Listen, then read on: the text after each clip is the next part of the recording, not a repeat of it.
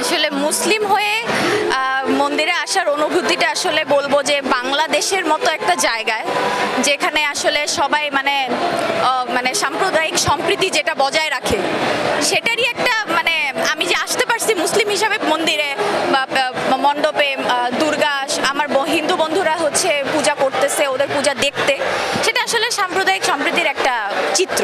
তো আমি সেই চিত্রেরই একটা অংশ, তো ভালোই লাগতেছে। ধর্ম যার যার, উৎসব সবার। উৎসবে কি পালন করেছেন? ধর্ম যার যার, উৎসবও তার তার।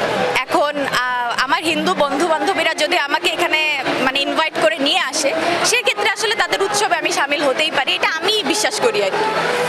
একটু বিষয় যাব, হিন্দু বন্ধুরা কি প্রসাদ বা নাড়ু টাড়ু কিছু দিয়েছে, খেয়েছেন? না, খাইনি। দিয়েছে, অবশ্যই দিয়েছে, বাট আমি খাইনি। কেন প্রসাদ খান?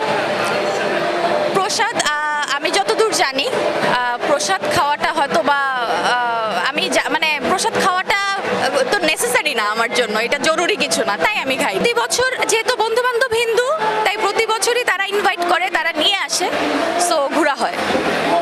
আজকে কোথা থেকে আসেন? আমি হচ্ছে এলিফ্যান্ট রোড থাকি, বাট বনানীর দিকে আমার অফিস, বন্ধু বান্ধব সবাই এখানে থাকে, তাই আর কি এখান থেকে আসি। কি করা হয়? আমি হচ্ছে কন্টেন্ট ক্রিয়েটার, সাথে হচ্ছে আমি ব্র্যাক ইউনিভার্সিটির স্টুডেন্ট।